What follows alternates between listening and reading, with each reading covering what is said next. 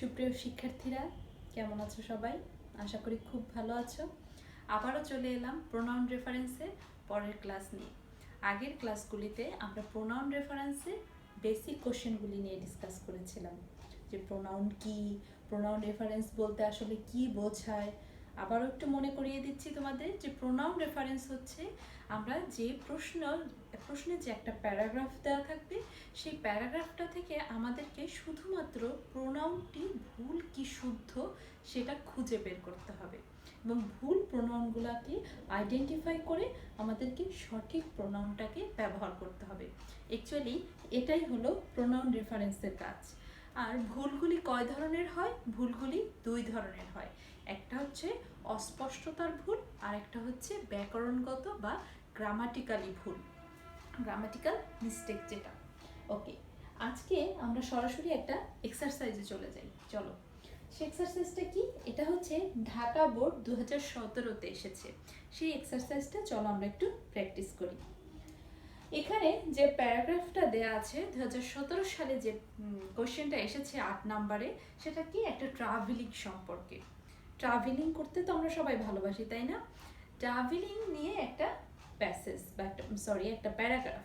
তো কি লিখেছে এখান থেকে আমাদেরকে প্রথমেই আইডেন্টিফাই করতে হবে যে where is the pronoun, and if it is grammatically or unclearly or not clearly expressed or used here, we have to identify the right one. আমাদেরকে সঠিকটা ব্যবহার করতে হবে।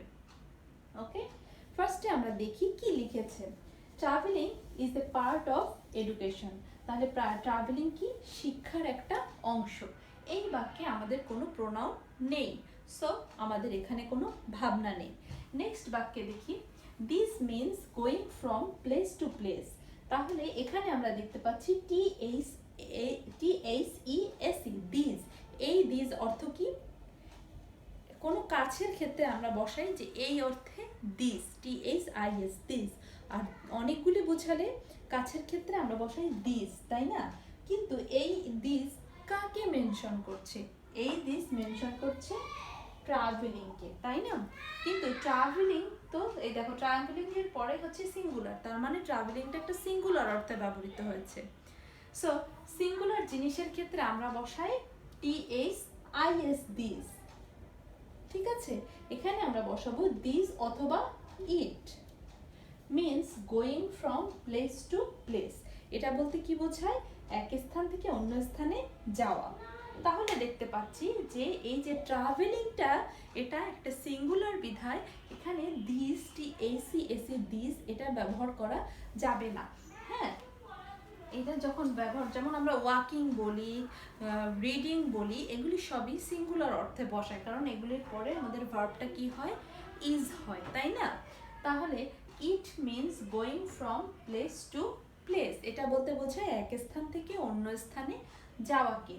One can enhance knowledge. One মানে কি? কেউ, যে কেউ। হ্যাঁ, এখানে একজন না, এখানে ইন্ডিভিজুয়ালি প্রত্যেকটা মানুষকে বুঝিয়েছে। One can enhance knowledge by going from place to place. এক জায়গা থেকে অন্য জায়গায় গিয়ে তার নলেজকে এনহ্যান্স করতে পারে, মানে তার জ্ঞানকে বাড়াতে পারে। Thus gives one the opportunity to see the unseen and to know the unknown. দেখো, thus এটা মানুষকে দেয় সেই সুযোগ অদেখাকে দেখার এবং অজানাকে জানার। কিন্তু তুমি খেয়াল করলে দেখবা যে এখানে দাস এটা কি দিচ্ছে? দাস কি দেয়? দাস না, এই ট্রাভেলিংটা যায় এভাবে, ট্রাভেলিং। তাহলে এখানে ট্রাভেলিং কথাটা মিসড আছে, তাই না? তাহলে আমাকে এখানে লিখতে হবে travelling. Thus, traveling gives one the opportunity to see the unseen and to know the unknown. Some people are averse to traveling. কিছু মানুষ আছে কি? ট্রাভেলিং এর প্রতি বিমুখ। অ্যাভার্স মানে অনীহা প্রকাশ করা, অ্যাভার্স, হ্যাঁ, অনিচ্ছুক। তাহলে কিছু লোক আছে ট্রাভেল করতে অনিচ্ছুক। Some people are averse to traveling. This limits his vision. তাহলে কি দিস, এই দিসটা কি? কি তার ভিশনকে লিমিট করে, ভিশন মানে দৃষ্টিভঙ্গি, কি তার দৃষ্টিভঙ্গিকে লিমিট করে ফেলে, মানে সংকীর্ণ করে ফেলে। দেখো ট্রাভেলিং, নো ট্রাভেলিং হতে পারে না, কারণ ট্রাভেলিং তো তার দৃষ্টিভঙ্গিকে আরও ব্রড করে, তাই না, আরও প্রসারিত করে, উন্নত করে, প্রোগ্রেসিভ করে। তাহলে এখানে কি তার দৃষ্টিভঙ্গিকে সীমিত করে? ওই যে অ্যাভার্স টু ট্রাভেলিং, ট্রাভেলিং করার যে অনীহা, তাই না, যে তাহলে এখানে আমরা অ্যাভার্সটা বসাতে পারবো না, কারণ হচ্ছে কি এই অ্যাভার্স টু ট্রাভেলিং হচ্ছে কি এটা নাউন না, অ্যাডজেক্টিভ। সেন্টেন্সের শুরুতে যখন আমরা বসাবো আমরা জানি সেটা নাউন হতে হবে। তাহলে অ্যাভার্সের নাউন ফর্ম কি?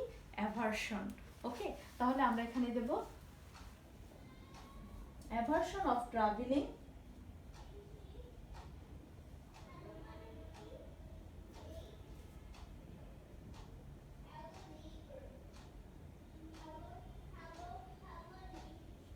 Aversion of travelling limits his vision, সে যেটা কি করে তার জ্ঞানকে সীমাবদ্ধ করে ফেলে।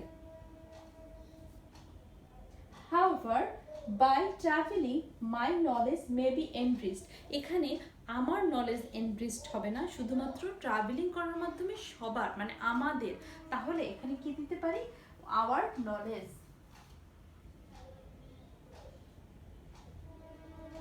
Hour knowledge may be enriched.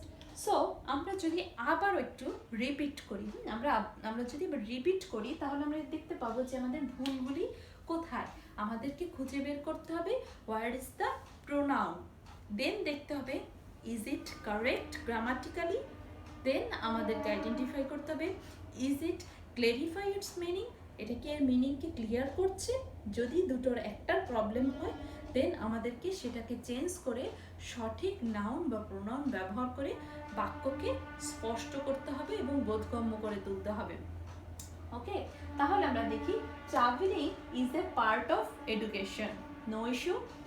This means going from place to place, এখানে ছিল THESE দিস, সো দিস ব্যবহার হবে প্লুরাল অর্থে। এখানে এই দিস মেনশন করছে ট্রাভেলিংকে, ইন্ডিকেট করছে ট্রাভেলিংকে। সো ট্রাভেলিং অ্যান্ড দিস তারা হবে না, একসাথে যাবে না, কারণ this is singular. So this is not singular, this is singular. So এখানে আমাদেরকে ব্যবহার করতে হবে THIS, this, or it means going from place to place. One can enhance knowledge by going from place to place, thus give one the opportunity to see the unseen and to know the unknown. Here, without giving traveling, the sentence is not clear. এখানে একটা জিনিস miss করছে, হ্যাঁ, দাস, এভাবে কি সাবজেক্টই এখানে উজ্জ্বল, কি এখানে যেখানে সাবজেক্টটাই প্রয়োজন, কি মানুষকে দেয় অদেখাকে দেখার, এভাবে মানুষকে অদেখাকে দেখার সুযোগ করে দেয়, এখানে বাক্যটি সম্পূর্ণ হয় না। তাহলে আমাদেরকে এখানে আনতে হবে একদম একটি নাউন, যেটা কিনা বাক্যকে সম্পূর্ণ করবে বা বোধগম্য করে তুলবে। সাম পিপল আর অ্যাভার্স টু ট্রাভেলিং, কিছু মানুষ হচ্ছে ট্রাভেলিং সম্পর্কে কি খুব অনিচ্ছুক। অ্যাভার্সন অফ ট্রাভেলিং, এই যে ভ্রমণে অনীহা, হ্যাঁ, তাহলে যে বললো আই এম টেন্সড, আমি চিন্তিত। মাই টেনশন, এখানে টেনশনটা কি হয়ে গেছে? Tense a noun form, my tension. সেরকমভাবে অ্যাভার্সটা নাউন ফর্ম কি? অ্যাভার্সন। সেন্টেন্সের শুরুতে বসলে আমাদের সেটাকে নাউন ফর্ম আনতে হবে, ঠিক আছে? Aversion of travelling limits his vision, যেটা কিনা তাদের বা দ্য আনউইলিংনেস অফ ট্রাভেলিং করতে যে অনীহা, এখানে তুমি আনউইলিংনেসও ব্যবহার করতে পারবে। Limits his vision, however by travelling my knowledge, না শুধু আমার নলেজ না, আমাদের সবার knowledge, our knowledge may be enriched. Okay, let's start for next one.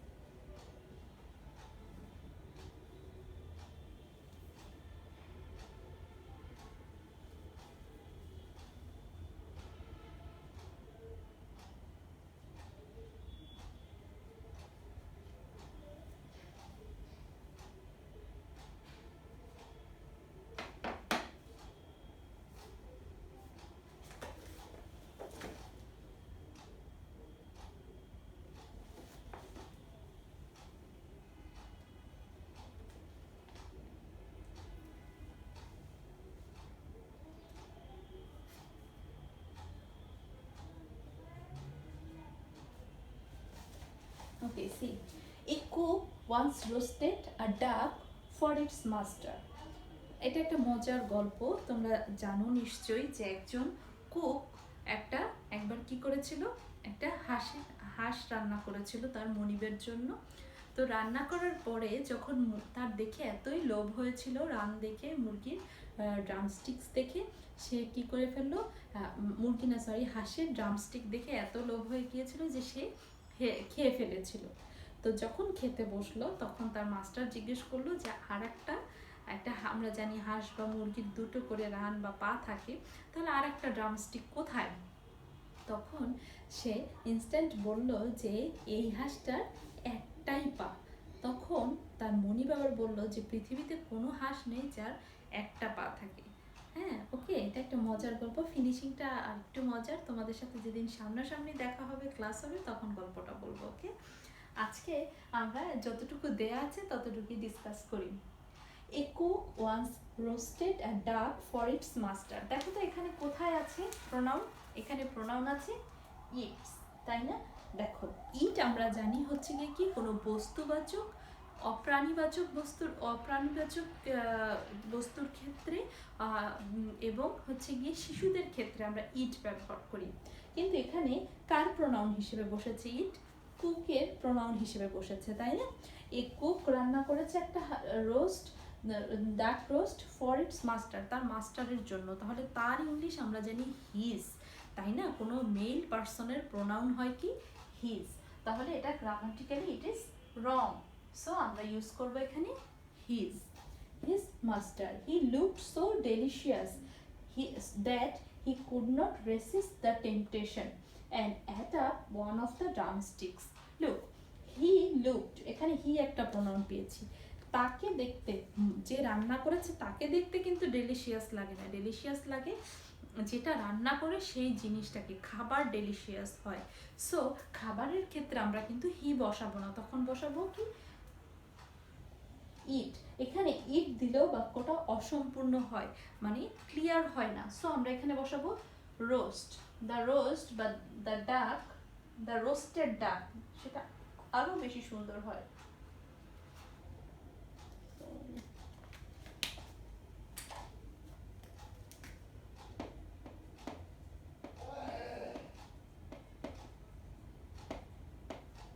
The roasted ডাক অথবা ইট লুকড, এখানে ইটও দিতে পারো। Looked so delicious that he could not, এখানে কে টেম্পটেশন করতে পারে নাই, তার মনিব নাকি তার কুক? তাহলে এখানে আমরা বুঝতে পারবো যে কুক। দ্যাট হিটা উঠিয়ে আমরা এখানে বুঝাবো কুক, কারণ এই হি বলতে মাস্টার এবং কুক উভয়কেই মেনশন হতে পারে, তাই না? হি তো মেল পার্সনের প্রোনাউন হিসেবে বসে। তো এখানে আমরা মাস্টারকেও আমাদের মধ্যে কনফিউশন ক্রিয়েট হতে পারে যে হু কুডন্ট রেসিস্ট হিজ টেম্পটেশন, কে মাস্টার নাকি তার কুক? তাহলে আমরা এটা ক্লিয়ার করে দেব নাউনটা লিখে। The cook could not racist the temptation and at up one of the drumsticks.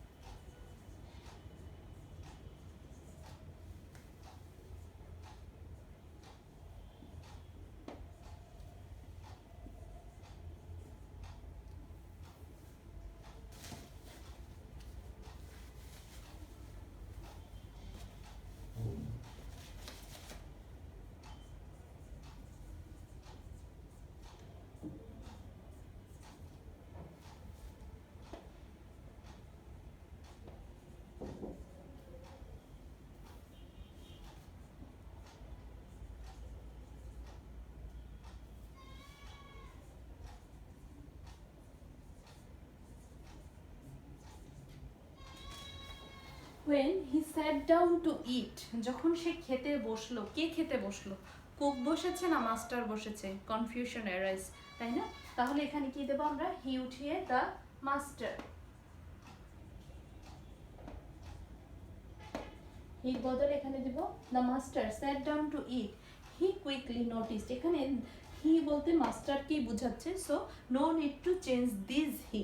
Okay, he quickly noticed the missing leg, he asked him, এখানে he বলতে আবারও সেই মাস্টারকেই বুঝিয়েছে, so here also not necessary to change it. He asked him, এখানে him বলতে কাকে বুঝিয়েছে? The cook.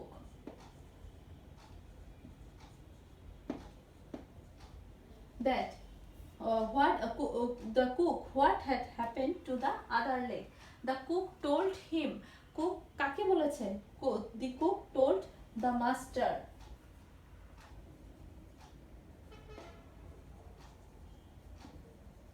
that it had one leg only, it means the duck had one leg only।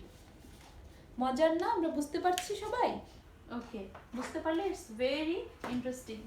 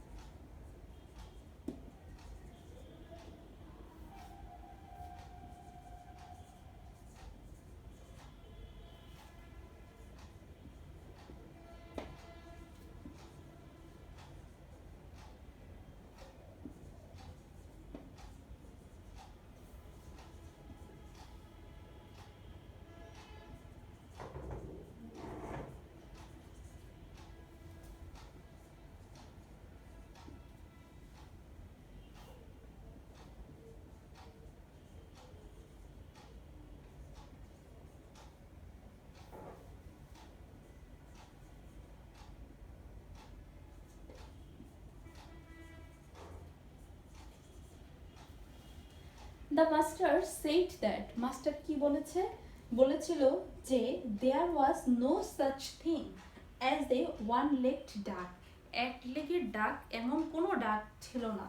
But the cook insisted, but কিন্তু cook জোর দিয়ে বলল যে every ডাক হ্যাড অনলি ওয়ান লেগ, না সব ডাক না, সে বলেছে যে না এই ডাকটার একটা পা।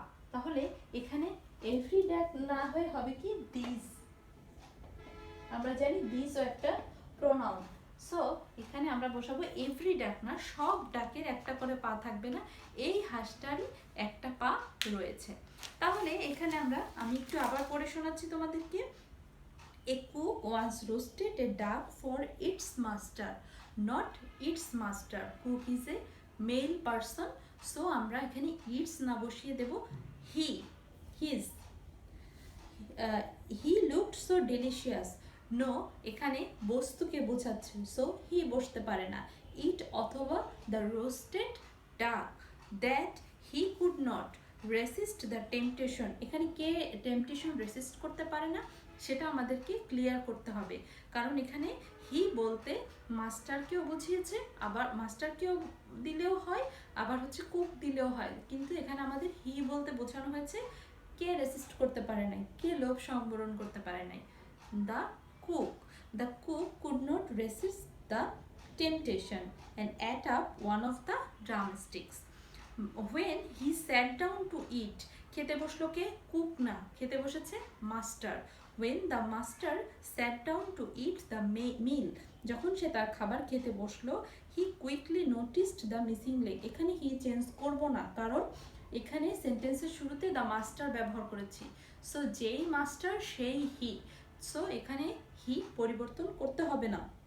হি আস্কড হিম, এখানে হি আস্কড হিম, এখানেও হি পরিবর্তন করব না, কারণ আগের বাক্যের যে সাবজেক্ট দ্বিতীয় বাক্যেরও একই সাবজেক্ট এই হি, আস্কড হিম, কোশ্চেনটা কে করেছে? মাস্টার করেছে, আর আগের লাইনেও কিন্তু মাস্টারই আছে, তাই না? হি আস্কড হিম, এখানে হিম বলতে কাকে বোঝানো হয়েছে? ব্যাপারটা ক্লিয়ার না? সো আমাকে এখানে হিম বলতে বোঝানো হয়েছে দ্য কুককে। The cook what had happen to the other leg, অন্য পায়ে কি হয়েছে? অন্য পাটা কোথায়? অন্য পায়ের কি খবর? The cook told him, cook তাকে বলল, কুক টোল্ড হিম, এখানে হিম তুমি চাইলে চেঞ্জ করতে পারো, it's not at all very necessary. The cook told the master that it had, এখানে ইট কোনটাকে বোঝানো হয়েছে? দ্য ডাক, অর ওকে, দ্য ডাক had one leg only. The master said that there was no such thing as a one-legged duck, but the cook insisted that, কিন্তু cook insist করে বললো যে that every duck, no, সব ডাকের একটা পা না, এই হাঁসটারই একটা পা রয়েছে, this duck had only one leg. ওকে, আমরা বাসায় আবার মনোযোগ দিয়ে হচ্ছে গিয়ে পড়বো রাজশাহী বোর্ড এবং হচ্ছে গিয়ে রাজশাহী বোর্ড 16 এবং 17 তোমরা বাসায় ভালো করে প্র্যাকটিস করবে। আমি নেক্সট ক্লাসে এই দুটো নিয়ে একটু ডিসকাস করব। ততক্ষণ পর্যন্ত তোমরা সকলে ভালো থাকো। থ্যাংক ইউ সবাইকে।